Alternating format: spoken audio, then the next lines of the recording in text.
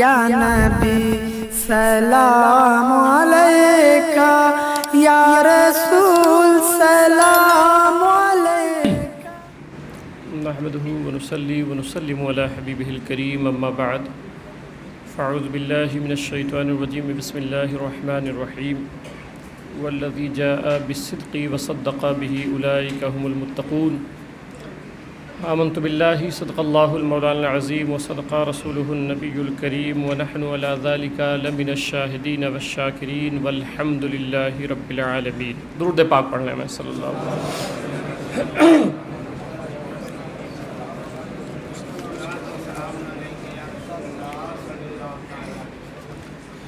حضرات محترم، یہ جو مقدس مہینہ چل رہا ہے، اس کی عربی کی 22 تاریخ کو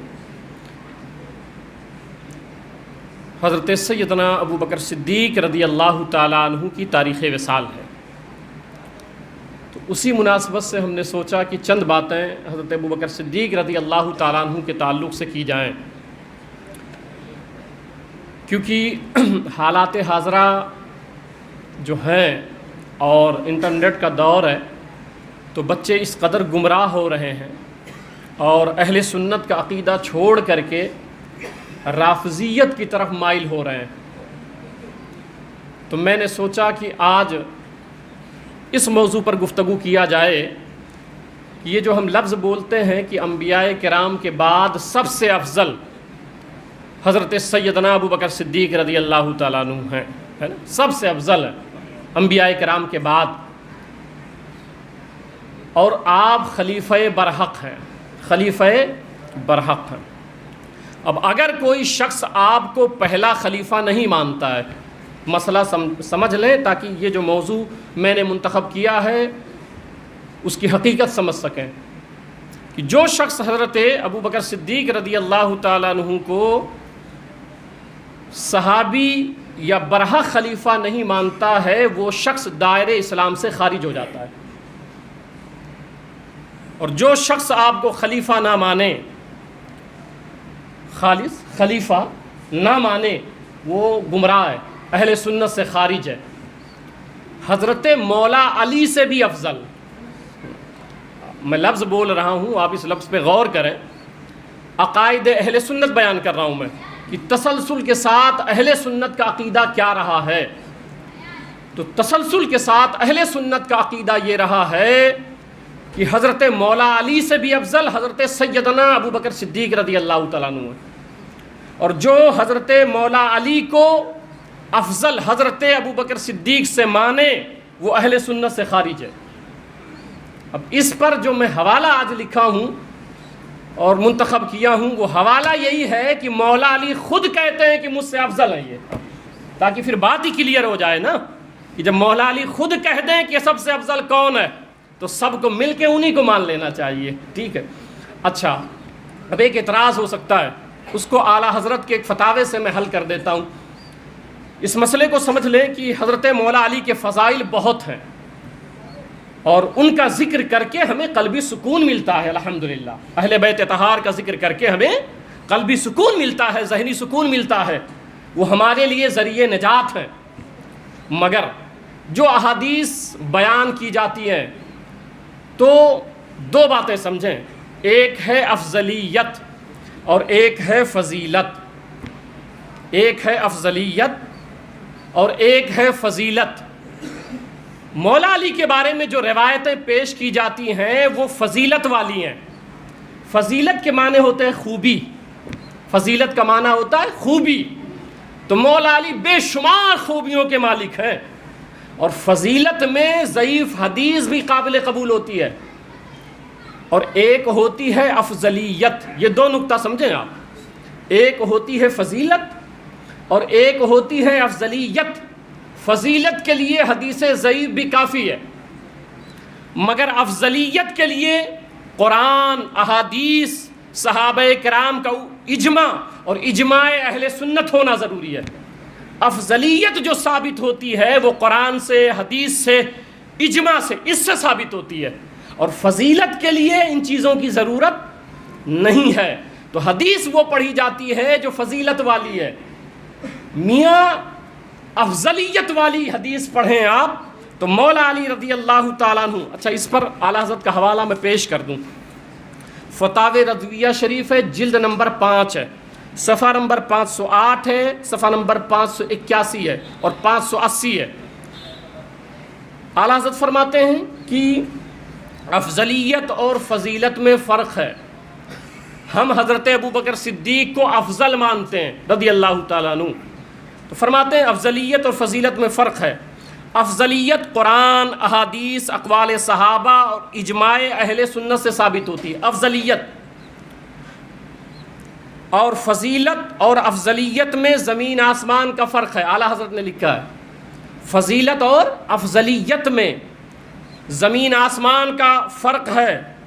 وہ اسی باب سے ہے جس میں ضعاف بالاتفاق قابل قبول، یعنی حدیث ضعیف بھی فضائل میں قابل قبول ہوتی ہیں، اور یہاں بالاجماع مردود و نامقبول۔ اور افضلیت میں ضعیف حدیث نہیں چلے گی، ضعیف حدیث نہیں چلے گی، وہ ہمارے لیے قابل حجت نہیں ہوتی ہے، وہ نامقبول ہوتی ہے۔ پھر فرماتے ہیں بلکہ انصافاً اگر تفضیل شیخین کے خلاف کوئی حدیث صحیح بھی آئے، اگر شیخین یعنی حضرت ابو بکر اور عمر رضی اللہ تعالیٰ عنہ مجمعین کے تعلق سے ان پر فضیلت مولا علی کو ہے، اس پر کوئی حدیث صحیح بھی آئے تو قطعاً واجب التاویل ہے، اس حدیث کی تعویل کی جائے گی، اور اگر بفرض باطل صحیح تعویل نہ ہو تو واجب الرد، پھر وہ حدیث ہمارے لیے یہاں حجت نہیں ہے، پھر واجب ہے اس کو رد کر دیا جائے۔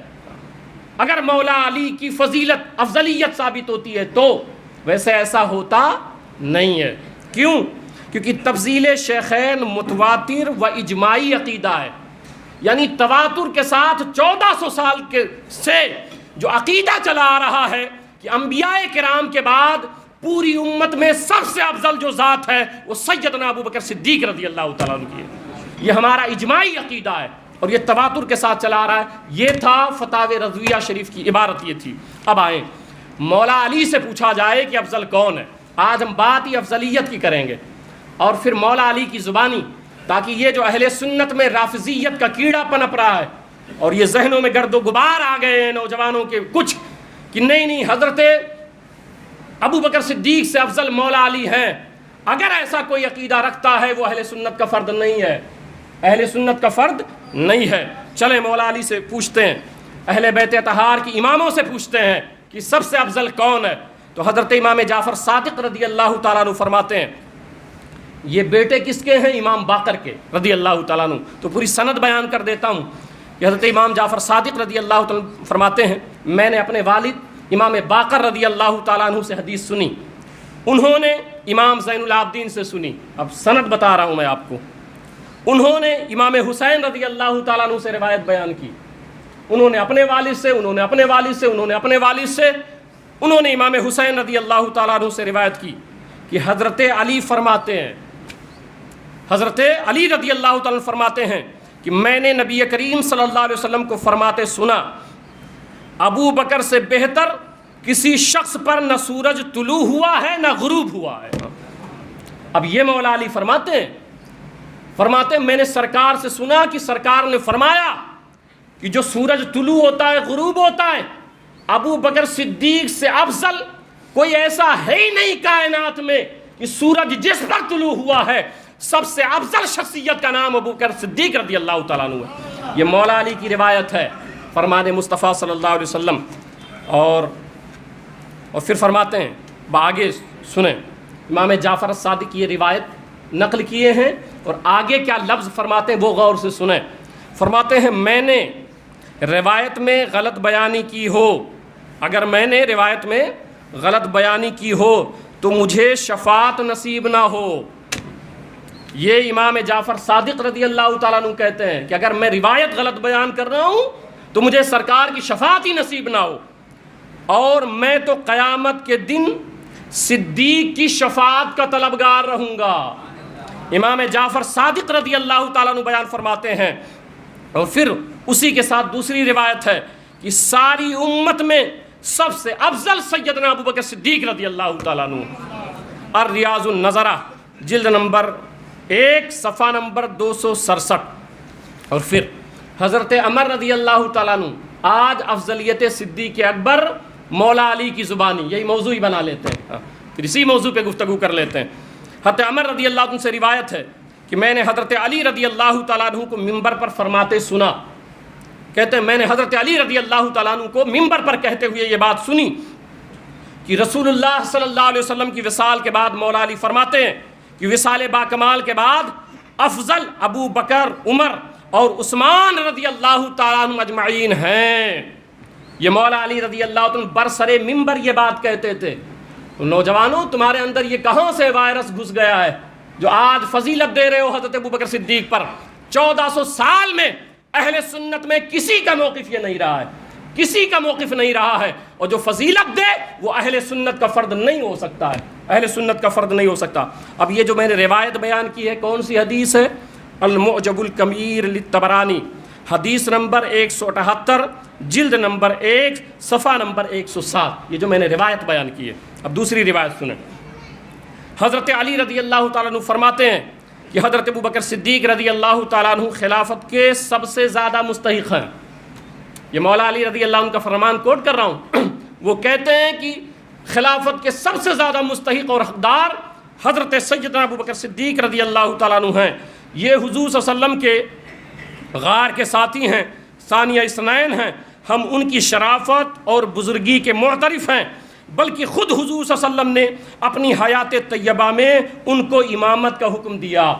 حدیث نمبر المستدرک کتاب کا نام، روایت نمبر 4422، صفحہ نمبر 154۔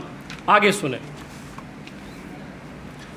حضرت ابو جحیفہ رضی اللہ عنہ فرماتے ہیں میں نے حضرت علی رضی اللہ تعالیٰ عنہ کو فرماتے ہوئے سنا۔ اب یہ اقوال علی بیان کر رہا ہوں میں تاکہ یہ کانسیپٹ کلیئر ہو جائے کہ جو لوگ کہتے نہیں مولا علی افضل ہیں، بھئی حضرت علی سے پوچھا جائے آپ بتائیں کہ کون افضل ہے، پھر مولا علی جس کو افضل کہیں وہ سب سے افضل ہوتا ہے، سب سے افضل ہوتا ہے۔ تو کہتے ہیں کہ میں نے حضرت علی رضی اللہ عنہ کو فرماتے ہوئے سنا کہ اس امت کی بہترین شخصیت نبی اکرم صلی اللہ علیہ وسلم کے بعد، اب یہ لفظ جو ہم لوگ بولتے ہیں نا کہ بعد الانبیاء افضل البشر بعد الانبیاء بالتحقیق، ویسے نہیں بولتے، مولا علی کا فرمان ہے، مولا علی کا فرمان ہے کہ نبی اکرم صلی اللہ علیہ وسلم کے بعد ابو بکر و عمر رضی اللہ تعالی عنہ سب سے بہترین شخصیت ہے۔ یہ مولا علی رضی اللہ عنہ، فضائل الصحابہ، امام احمد بن حنبل، حدیث نمبر 40۔ پھر حضرت علی رضی اللہ تعالیٰ عنہ روایت کرتے ہیں، اور حضرت علی رضی اللہ تعالیٰ عنہ ایک روایت اور سن لیں۔ حضرت علی رضی اللہ عنہ کے پاس جب حضرت ابوبکر صدیق کا ذکر ہوتا، جب مولا علی کے سامنے آپ کا ذکر ہوتا تو آپ رضی اللہ تعالیٰ عنہ انہیں کثرت سے آگے بڑھنے والے فرماتے آپ رضی اللہ تعالیٰ عنہ ہم کسی نیکی کے کام میں آگے بڑھنا چاہتے تو ابو بکر صدیق ہم لوگوں میں سب سے آگے بڑھ جایا کرتے تھے۔ یہ حضرت علی رضی اللہ تعالیٰ عنہ کا فرمان ہے۔ اب چلیں مولا علی کے بیٹے لخت جگر سے پوچھیں نا کہ آپ کیا کہتے ہیں، آپ کیا کہتے ہیں؟ تو حضرت محمد بن حنفیہ رضی اللہ تعالیٰ عنہ فرماتے ہیں کہ میں نے اپنے والد محترم سے پوچھا، یہ حنفیہ ایک قبیلے کا نام تھا، اس پہ اختلاف ہے، حنفیہ کسی کے باپ کا نام نہیں تھا، حنفیہ ایک قبیلہ تھا، اور بعض مورخین نے لکھا ہے کہ ایک جگہ کا نام تھا، ٹھیک ہے۔ تو محمد بن حنفیہ فرماتے ہیں میں نے اپنے والد محترم سے پوچھا کہ رسول اللہ صلی اللہ علیہ وسلم کے بعد سب سے بہتر کون ہے؟ یہ علی کی اولادیں ہیں، یہ جو بیان کر رہا ہوں میں، کہ میں نے اپنے والد سے پوچھا کہ حضور صلی اللہ علیہ وسلم کے بعد سب سے بہتر کون ہے؟ تو فرمایا ابو بکر صدیق رضی اللہ تعالیٰ عنہ۔ مولا علی نے فرمایا سب سے افضل حضرت ابو بکر صدیق سرکار کے بعد۔ فرماتے پھر میں نے پوچھا پھر کون؟ تو فرمایا عمر رضی اللہ تعالیٰ عنہ۔ اور پھر میں نے پوچھا تو کہتے ہیں کہ میں حضرت عثمان غنی کا نام لینے سے ڈرا اور پوچھا پھر تو آپ ہیں؟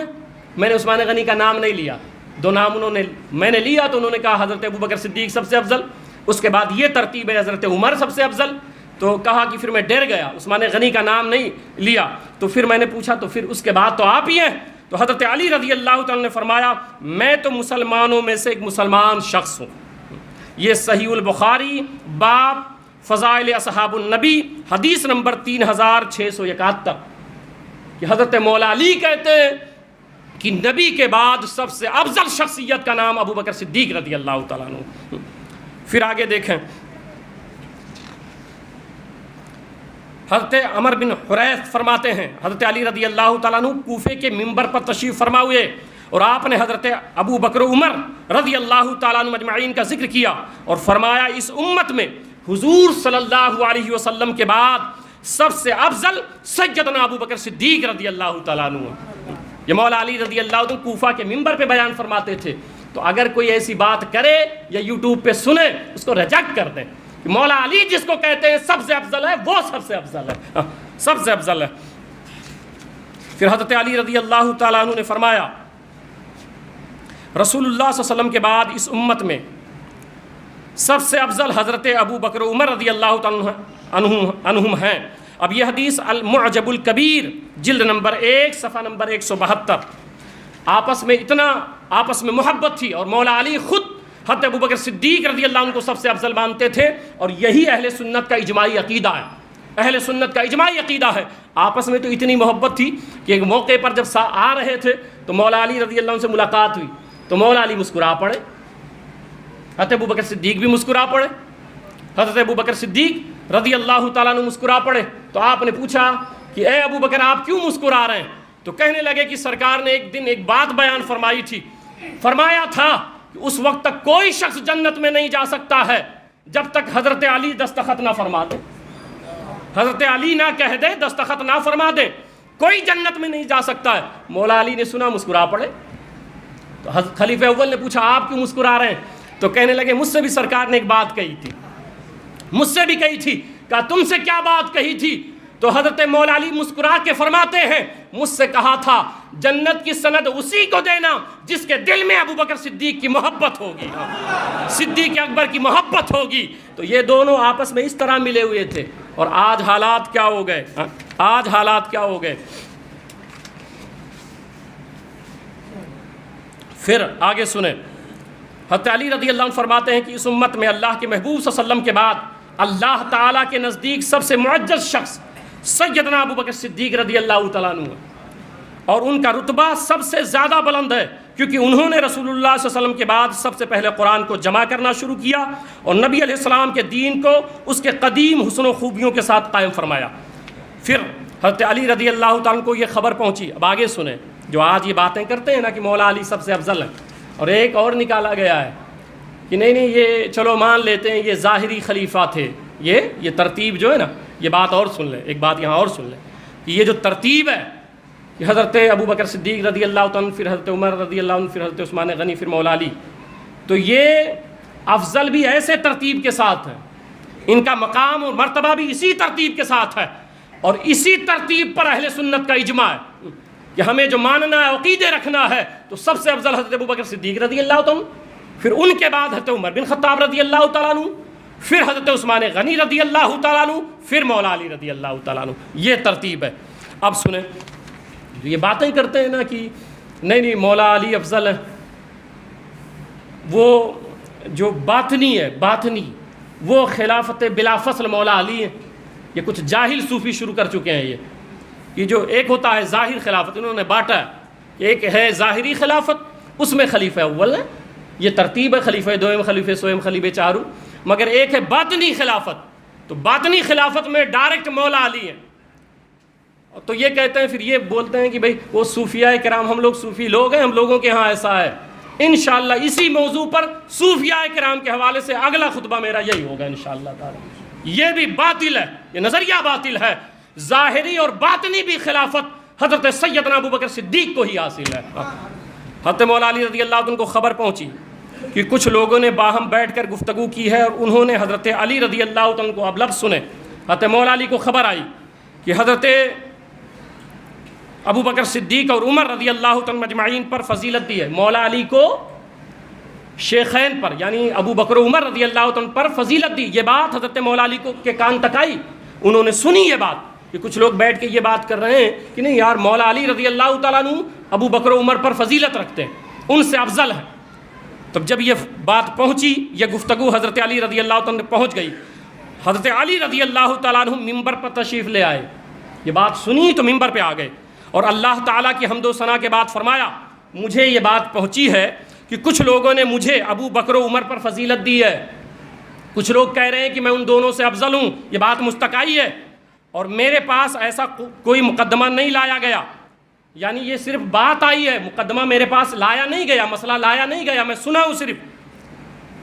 اور اگر لایا جاتا مقدمہ اس بات پر کہ افضل آپ ہیں ان دونوں شخصیت پر، شیخین پر، تو مولا علی فرماتے ہیں اگر ایسا کوئی مقدمہ لایا جاتا تو لانے والے کو میں ضرور سزا دیتا کہ ایسی باتیں تو کرتا ہے کہ مجھے ان دونوں پر فضیلت دیتا ہے۔ اور پھر فرمائے سن لو، میرے قیام کے بعد جو شخص مجھے ابو بکر و عمر رضی اللہ تعالیٰ عنہ پر فضیلت دے گا اس پر وہی سزا چلے گی جو مفتری پہ چلتی ہے، تہمت لگانے والے پہ چلتی ہے، یعنی جو یہ کہہ دے کہ میں شیخین پر افضل ہوں اس پر میں 80 کوڑے مرواؤں گا، یہ مولا علی کا فرمان ہے، خبردار مجھے کوئی ان پر افضل نہ کہے۔ اور یہ بہت ساری روایتیں ہیں، اسبق بن نباتہ سے مروی ہے کہ میں نے حضرت علی کی خدمت میں عرض کی، اے امیر المومنین، رسول اللہ صلی اللہ علیہ وسلم کے بعد لوگوں میں سب سے بہتر کون ہے؟ اسبق بن نباتہ کہتے ہیں میں نے خود پوچھا براہ راست، تو حضرت علی رضی اللہ عنہ نے فرمایا ابو بکر صدیق رضی اللہ تعالیٰ عنہ۔ پھر میں نے عرض کیا پھر کون؟ آپ رضی اللہ عنہ نے فرمایا عمر فاروق رضی اللہ تعالیٰ عنہ۔ پھر میں نے عرض کیا پھر کون؟ تو فرمایا عثمان غنی رضی اللہ تعالیٰ عنہ۔ یہ مولا علی رضی اللہ تعالیٰ عنہ کے فرامین ہیں، مولا علی رضی اللہ تعالیٰ عنہ کے فرمان ہیں۔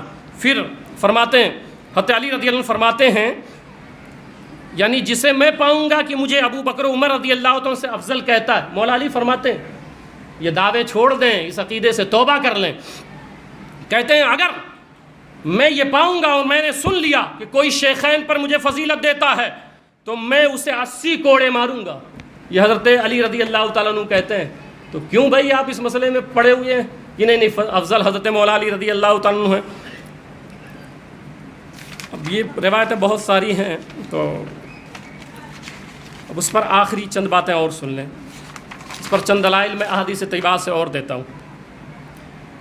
اب یہ روایت طبرانی کی ہے، ان اسد بن زرارہ رضی اللہ عنہ قال رأیت رسول اللہ صلی اللہ علیہ وسلم خطب الناس فالتفت التفاتۃ فلم یرى ابا بکر۔ اسد بن زرارہ کہتے ہیں کہ میں نے حضور صلی اللہ علیہ وسلم کو دیکھا کہ سرکار خطبہ فرما رہے تھے، خطبہ دے رہے تھے، تو حالت خطبہ میں سرکار نے ادھر ادھر دیکھا تو ابو بکر صدیق نہیں دکھے رضی اللہ تعالیٰ عنہ، یہ نہیں دکھے۔ فقال رسول اللہ صلی اللہ علیہ وسلم ابا بکرین ابا بکرین، خطبے کے درمیان سرکار نے فرمایا دکھے نہیں، تو کہا ابو بکر کہاں ہے، ابو بکر کہاں ہے؟ پھر سرکار فرماتے حدیث کے لفظ ہیں ان روح القدس جبریل علیہ السلام اخبرنی آنفا ان خیر امتک بعدک ابو بکر صدیق رضی اللہ عنہ، رواہ الطبرانی۔ حضور صلی اللہ علیہ وسلم نے فرمایا ابو بکر کہاں ہے، ابو بکر کہاں ہے؟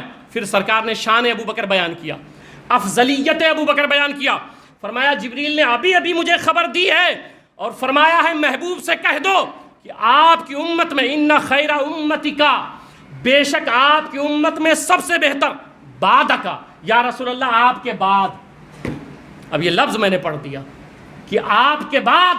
اب حضرت جبریل کب آتے تھے آپ بتائیں؟ جب اللہ کا حکم ہوتا تھا۔ حضرت جبریل اپنی بات تو نہیں کرتے، جب اللہ کہتا تھا وہی بات دہراتے تھے۔ تو حضرت جبریل نے کہا کہ یا رسول اللہ آپ کی امت میں آپ کے بعد سب سے افضل ترین شخصیت کا نام ابو بکر صدیق رضی اللہ تعالیٰ عنہ ہے، یہ حدیث کے لفظ ہیں، حدیث کے لفظ ہیں۔ پھر حضرت مولا علی رضی اللہ تعالیٰ عنہ طبرانی شریف کی حدیث سنیں، ان علی انہ قال خیر هذه امتی بعد نبیہا ابو بکر صدیق رضی اللہ تعالیٰ عنہ۔ مولا علی کہتے ہیں کہ نبی کے بعد اس امت میں سب سے افضل ترین شخصیت کا نام سیدنا ابو بکر صدیق رضی اللہ تعالیٰ عنہ ہے، ٹھیک ہے۔ پھر حضرت جابر بن عبداللہ کہتے ہیں کہ حضرت عمر نے بھی یہی بات کہی ہے، ان کی بھی سن لیں۔ وہ کہتے ہیں قال عمر لابی بکر صدیق یا خیر الناس بعد رسول اللہ صلی اللہ علیہ وسلم، رواہ الترمذی والحاکم۔ حضرت عمر رضی اللہ تعالیٰ عنہ نے کہا صدیق اکبر لوگوں میں سب سے بہتر ہیں نبی کے بعد، یعنی نبی کے بعد سب سے افضل ترین شخصیت کا نام سیدنا ابو بکر صدیق رضی اللہ تعالیٰ عنہ ہے۔ ایک قول اور سن لیں، ان عمر بن خطاب رضی اللہ عنہ، رواہ الترمذی، قال ابو بکر سیدنا و خیرنا و احبنا الی رسول اللہ صلی اللہ علیہ وسلم، کہتے ہیں ہمارے سردار، ہم سب صحابہ کے سردار حضرت سیدنا ابو بکر صدیق رضی اللہ تعالیٰ عنہ، اور ہم میں سب سے بہتر سیدنا صدیق اکبر رضی اللہ تعالیٰ عنہ ہیں، صدیق اکبر رضی اللہ تعالیٰ عنہ ہیں۔ اب اس پر ایک بات اور سن لیں. اہل تشیع کی کتاب سے 2-3 حوالے دے دیتا ہوں تاکہ بات اور مضبوط ہو نا، بات اور مضبوط ہو جائے. میں حضرت علی نے ارشاد فرمایا، یہ اہل تشیع کی حضرات کی کتاب سے، ہمارا اپنا موقف میں نے واضح کر دیا، ٹھیک ہے. اب اس کتاب سے دیکھیں. حضرت علی علیہ السلام نے ارشاد فرمایا، ابو بکر سب لوگوں سے زیادہ حقدار سمجھتے ہیں. ابو بکر کو سب لوگوں سے زیادہ، مولا علی کا قول، سب سے زیادہ حقدار سمجھتے ہیں. وہ آپ صلی اللہ علیہ وسلم کے نماز کے ساتھی ثانی اثنین ہیں، اور حضور صلی اللہ علیہ وسلم نے اپنی حیات ظاہری میں ان کو نماز پڑھانے کا حکم دیا، اس لیے ہم ان کو سب سے بہتر سمجھتے ہیں. یہ نہجۃ البلاغہ اہل تشیع حضرات کی کتاب ہے، جلد 1 صفحہ نمبر 332. پھر حضرت علی رضی اللہ تعالیٰ عنہ، کتاب الشافی، اہل تشیع کی کتاب. حضرت علی علیہ السلام نے فرمایا، ان خیر هذه امہ بعد نبیہا ابو بکر و عمر رضی اللہ تعالیٰ عنہ، کہ حضرت علی فرماتے ہیں اس امت میں نبی کے بعد سب سے افضل شخصیت کا نام ابو بکر اور عمر رضی اللہ تعالیٰ مجمعین ہے. یہ اہل تشیع کی کتاب، کتاب الشافی، جلد نمبر 2 صفحہ نمبر 428. پھر حضرت علی نے رضی اللہ تعالیٰ عنہ نے حضرت ابو بکر عمر کے بارے میں فرمایا، انہما امام الہدا و شیخ الاسلام والمقتدی بہما بعد رسول اللہ من اقتدی بہما اسم. فرمایا شیخین دونوں ہدایت کے امام ہیں. حضرت ابو بکر عمر ہدایت کے امام ہیں. مولا علی رضی اللہ عنہ فرماتے ہیں کہ یہ ہدایت کے امام ہیں اور شیخ الاسلام ہیں اور حضور کے بعد مقتدا ہیں، کہ ان کی اقتدا کی جائے، ان کی پیروی کی جائے، اور ان کی پیروی کی وہ برائی سے بچ گیا. یہ مولا علی رضی اللہ تعالیٰ عنہ کا فرمان ہے. اب ایک حدیث آخر میں سن لیں کہ شان صدیق اکبر، آج میں نے صرف افضلیت پر گفتگو کی ہے، شان پہ نہیں، فضائل پہ نہیں، صرف افضلیت پہ. یہ نقطہ میں نے واضح کیا کہ سب سے افضل حضرت ابوبکر صدیق ہیں. یہی اہل سنت کا عقیدہ ہے، اور جو اس کے خلاف گیا وہ اہل سنت سے خارج ہے، اہل سنت سے خارج ہے.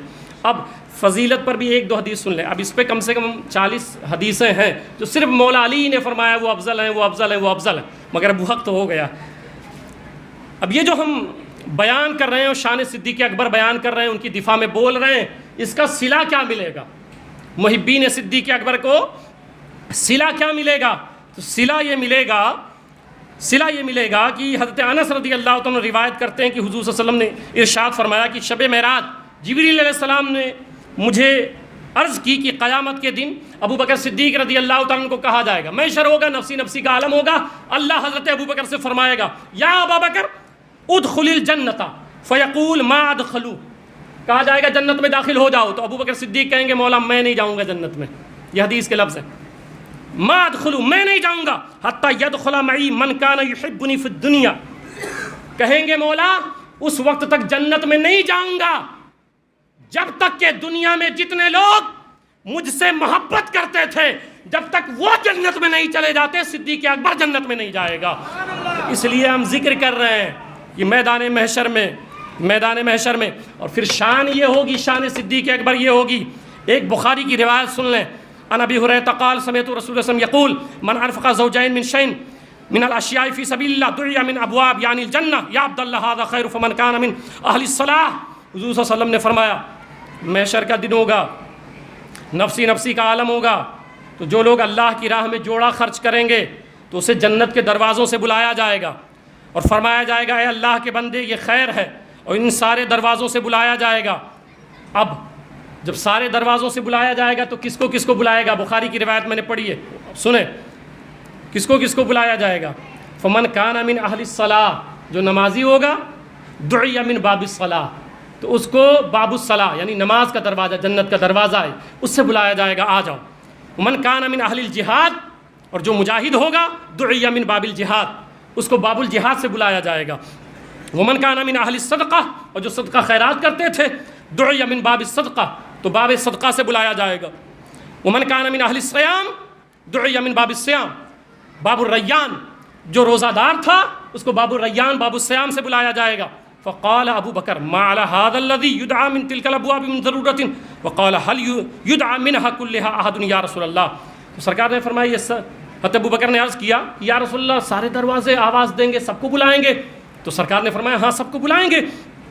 تو کہا کہ یا رسول اللہ صلی اللہ علیہ وسلم هل يدعى منها كلها احد یا رسول اللہ، کیا کوئی ایسا محشر میں ہوگا جس کو ہر دروازہ بلائے گا؟